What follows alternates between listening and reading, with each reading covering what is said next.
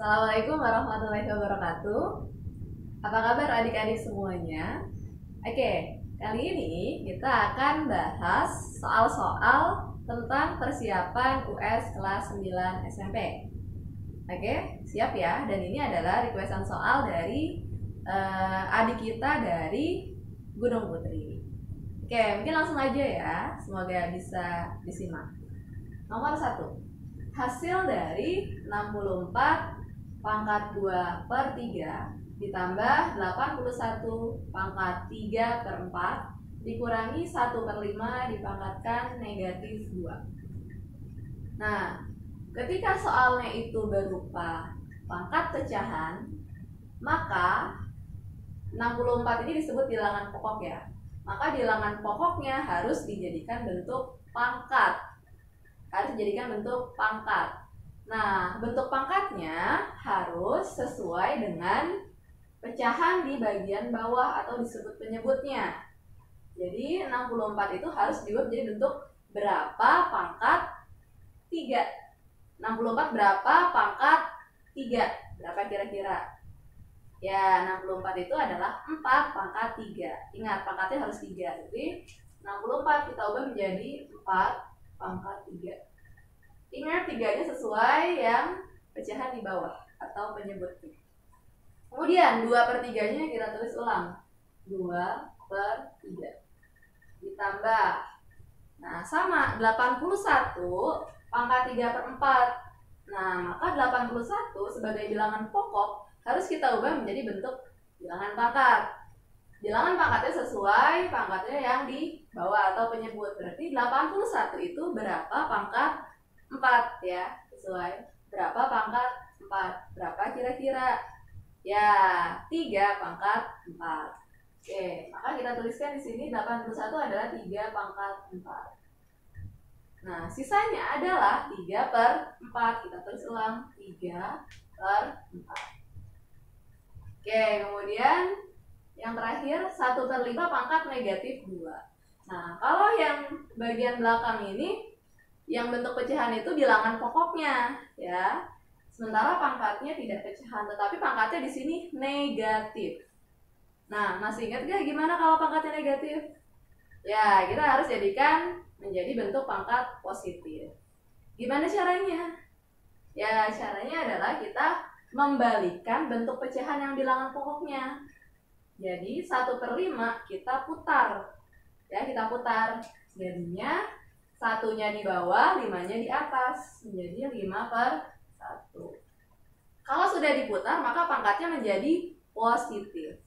Dari negatif 2 menjadi 2. Itu ya, jadi ada sifatnya yang seperti itu. Nanti mungkin kita bahas di video pembelajaran yang selanjutnya. Oke, kita langsung aja ya. Maka di sini kita punya 4 pangkat 3 dipangkatkan 2 per 3. Jadi kalau di sini 4 pangkat 3, kemudian dipangkatkan 2 per 3, artinya mengerjakannya adalah pangkatnya, pangkat dengan pangkat juga maka dikali. Ya, dikalikan pangkatnya. Berarti 4 ditulis ulang dulu, 3 dikali 2 per 3. Atau lebih gampangnya, ada 3 di atas, ada 3 di bawah, maka dicoret. Ya, sisanya adalah 2, maka 4 pangkat 2. Ditambah, nah sama, 3-nya tulis ulang, 4 dikali 3 per 4. Atau di sini ada 4, ada 4 dicoret. Sisanya adalah 3 pangkat 3. Kemudian dikurangi 5 dibagi 1. 5 per 1 adalah 5. Pangkat 2-nya tulis ulang. Sehingga lebih mudah kalau sudah seperti ini. 4 pangkat 2 hasilnya 16. Ditambah 3 pangkat 3 hasilnya 3 kali 3 kali 3. 3 kali 3 9, 9 kali 3 27. Dikurangi 5 pangkat 2, berarti 5 kali 5 yaitu 25. Tadi 4 pangkat 2, 4 kali 4, 16 gitu ya. Sehingga hasil akhirnya 16 ditambah 27. Berapa? 43. Atau boleh dikurang dulu saja ya. 27 dikurang 25 itu 2. Ditambah 16 yaitu 18. Bagaimana? Paham? Oke. Silakan diulangi lagi supaya lebih paham nanti. Sekarang kita akan masuk ke soal nomor 2. Ya. Di sini ada soal tentang akar ya. Jadi 2 akar 45 ditambah akar 20 dikurangi akar 125. Ya, ini merupakan bentuk penjumlahan dan pengurangan akar. Masih ingat ya? Jadi kalau akar bisa ditambah atau dikurang kalau nilai dalam akarnya itu sama. Nah, sementara ini akar 45, akar 20, akar 125 itu berbeda. Jadi tidak bisa langsung dikerjakan, maka harus diapakan? Nah, kita harus sederhanakan. Oke, jadi yang pertama 2-nya karena dia di luar, maka kita tulis ulang aja 2. Nah, 45 ini disederhanakan. Gimana cara menyederhanakan? Nah, kamu harus ingat bilangan kuadrat. Bilangan kuadrat itu berapa aja sih? Ya, bilangan kuadrat itu kan ada berapa? 1 pangkat 1, 1 pangkat 2, maaf, 1, 2 pangkat 2, 4, 3 pangkat 2, 9, 4 pangkat 2, 16, 5 pangkat 2, 25, 6 pangkat 2, 36, dan seterusnya. Nah, kalau kamu sudah tahu ini, nah kita akan lebih mudah mengerjakan. Jadi 45 ini kita jabarkan. Ya, kita jabarkan, tetapi salah satunya harus ada bilangan kuadratnya. Berarti 45 berapa kali berapa? Yang ada di sini ya 9. Kita bisa jabarkan 45 menjadi 9 kali 5 ya. 9-nya ada. Oke. Kemudian ditambah akar 20. Kira-kira penjabaran 20 berapa kali berapa dari bilangan ada di sini? 20 bagi 4 bisa kan ya? Nah, berarti 4. Berarti 4 kali berapa biar jadi 20? 5. 4-nya ada di bilangan kuadrat. Yang terakhir, 125. Berapa? 125 bagi 1 nggak bisa, bagi 4 nggak bisa, bagi 9 nggak bisa, bagi 16 nggak bisa, bagi 25. Ya ya? Bagi 25 berapa? 5 ya. Oke. Kalau sudah, 2-nya tulis ulang, akar 9. Nah, ini kenapa pilih bilangan kuadrat? Supaya dia bisa keluar. Akar 9 bisa keluar jadi 3. Oke, kita kurungin ya sebagai tanda. Sementara 5-nya, akar 5 kan tidak bisa keluar, maka dia kita tulis ulang saja. Akar 5 ditambah akar 4. Bilangan kuadrat akar 4 keluar jadi 2. Akar 5-nya tulis ulang. Dikurangi akar 25. Berapa? 5. Akar 5-nya tulis ulang. Maaf ya, agak terlalu ke kanan. Oke, sehingga kita hitung sudah di luar ya, 2 kali 3, 6. Akar 5-nya tulis ulang. Ditambah 2, akar 5-nya tulis ulang. Dikurangi 5, akar 5-nya tulis ulang. Oke, sekarang kamu lihat. Nah, sudah sejenis semuanya ada akar 5. Kalau sudah sejenis, maka kamu cukup tambah atau kurangi bagian yang depannya. Di sini ada apa? 6 ditambah 2 berapa? 8 dikurangi 5 berapa? 3. Jadi 6 ditambah 2 dikurangi 5. Akar 5 itu tulis ulang aja ya. Berarti tadi berapa? 3 akar 5. Oke, itu soal nomor 2. Selanjutnya, silahkan di screenshot dulu ya, supaya lebih paham. Saya hitung sampai 5. 1, 2, 3, 4, 5. Oke, kita masuk ke soal yang selanjutnya. Baik, kita sekarang masuk ke soal nomor 3. Nah, di sini soal mengenai aritmatika sosial tentang tabungan. Oke, di sini soalnya, Bu Bella menyimpan uang di bank dengan bunga 8% setahun. Berarti unsur yang ada berarti bukan. Kalau B 8% ya. Jika setelah 9 bulan berarti M 9. Tabungan yang menjadi 2.120.000 berarti itu apa? Tabungan akhirnya ya, PN 2.120.000. Tentukan tabungan awalnya. Tabungan awal berarti TA. Oke, gimana nih kalau diketahui B, N, TN? Nah, pertanyaannya TA. Nah, kita menggunakan rumus tabungan seperti biasa. Nah, masih ingat nggak rumus tabungannya? Ya, rumus tabungan itu apa? Tabungan akhir itu kan adalah tabungan awal ditambah bunga ya. Nah, ini kita jabarkan. Bunga adalah penjabaran dari tabungan awal dikali N atau lama menabung dikali B atau bunga dalam persen. B persen kita tuliskan. Sehingga tabungan awalnya berapa di sini? Maaf, tabungan akhirnya berapa? 2.120.000. Kita tuliskan 2.120.000 sama dengan tabungan awal yang ditanya. Maka tetap. Nah, kemudian tabungan awalnya juga tetap dikali N. N tadi berapa? 9 bulan. Berarti 9 ya. Jangan lupa per 12. Kenapa coba?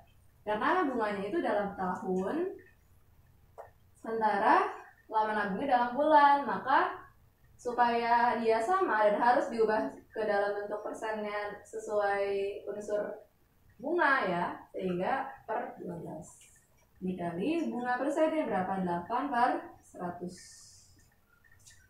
Oke, kemudian 2.120.000 kita tulis ulang, TA-nya kita tulis ulang. Nah, di sini ada perhitungan pecahan 9 dikali 8, kita hitung di sini ya, 9 per 12 dikali 8 per 100. Nah, ini kan berapa? 9 kali 8 kan 72 per 12 dikali 100 kan 1.200.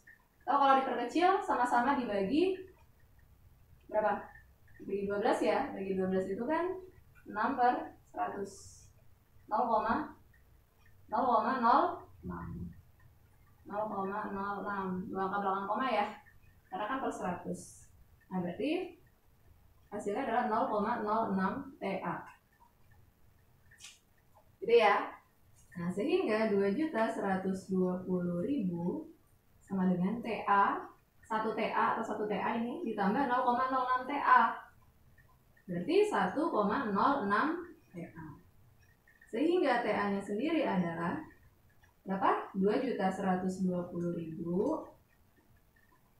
dibagi 1,06. Berapa? 2.120.000 dibagi 1,06. Ya, yaitu 2 juta rupiah. Oke, gimana? Paham nggak? Oke, sambil disimak pelan-pelan, silakan di screenshot dulu ya. Saya hitung sampai 5. 1, 2, 3, 4, 5. Oke, setelah ini kita masuk ke soal yang terakhir. Baik, kita masuk ke soal yang terakhir. Di sini ada soal 3 suku berikutnya dari barisan ini. Pertama 1, 5, 4, 8, 9, 11, 16, dan 14. Oke, jadi kalau kamu lihat barisan ini gimana yo? Jadi ini ada yang naik, ada yang turun gitu ya. Kemudian aturannya mungkin agak bingung. Nah, mungkin kalau misalkan kamu awalnya 1 ke 5 kan 4, 5 ke 4 kurang 1, 4 ke 8 tambah 4, 8 ke 9 kurang 1, dan seterusnya. Jadi nggak ada pola gitu ya. Nah, kamu perlu memprediksi untuk melihat genap dan ganjil letaknya ya. Coba sekarang yang ganjil. Ganjil pertama ada 1, 4, 9, 16. Oke, kamu lihat bilangan-bilangan ini gimana? Punya pola nggak kira-kira? 1, 4, 9, 16. Sudah? Sudah tahu? Tadi sudah sempat dibahas juga. Masih ingat? Ya, ini kan bilangan kuadrat. Ya nggak? 1, 4, 9, 16 bilangan kuadrat. 1 itu dari 1 pangkat 2, 4 itu dari 2 pangkat 2, 9 itu dari 3 pangkat 2, 16 itu dari 4 pangkat 2. Nah, berarti setelah 14 berapa? 5 pangkat 2 ya kan? Tadi kan 1 pangkat 2 nih. 2 pangkat 2, 3 pangkat 2, 4 pangkat 2. Berarti di sini 5 pangkat 2 ya, yaitu berapa? 25. Oke, kita batasi ya tadi hasilnya. Nah, terus kan 3 bilangan ya, berarti ini tidak tahu berapa.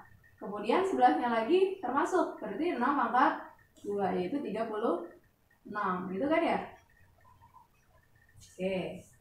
Nah, sekarang kita lihat bilangan yang benar. 5, 8, 11, 14. Gimana coba polanya? Ya, 5 ke 8 ditambah 3. 8 ke 11 ditambah 3. 11 ke 14 ditambah 3. 14 tambah 3 lah ya, biar jadi berapa? 17. Jadi 14 tambah 3. Sehingga bilangan-bilangannya adalah 25, 17, dan 36. Gitu ya. Jadi kalau kamu tidak mempunyai pola yang dari awal mungkin bingung, kamu bisa coba cek letak bilangan yang ganjil dan letak bilangan genap. Oke, bagaimana? Sudah mulai paham? Ya, yang penting adalah harus banyak latihan ya.